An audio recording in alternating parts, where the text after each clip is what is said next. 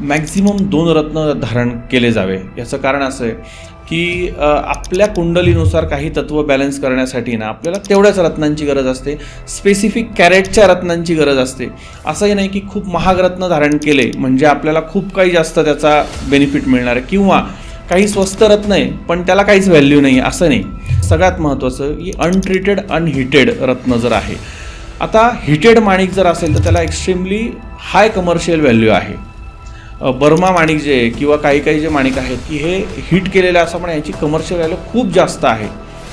पण काही काही जे माणिक आहेत की जे अनहिटेड अनट्रीटेड असतात पण ते नॅचरल आहेत, आणि ह्या नॅचरल माणिकची जी ही व्हॅल्यू कमर्शियल जरी कमी असली तरी ॲस्ट्रॉलॉजिकली ते लाखो रुपयांच्या वर आहेत, कारण की त्यांची ॲस्ट्रॉलॉजिकल व्हॅल्यू खूप जास्त आहे आणि त्या रत्नांचा उपयोगसुद्धा खूप चांगला आपल्याला होतो।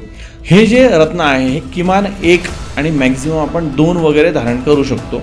खूप गरज वाटेल आणि अगदी आवश्यक असेल तरच एखादा तिसरा रत्न आपण ॲड करू शकतो। पण ज्या व्यक्तींच्या हातामध्ये असे 5-5 बोटांमध्ये 5 किंवा 10-10 बोटांमध्ये अंगठ्या असतात ते एकतर ते क्रेज म्हणून फॉलो करतात किंवा त्यांचे ॲस्ट्रॉलॉजर स्वतःच कन्फ्यूज असतात की आपण कुठलं रत्न द्यायला पाहिजे।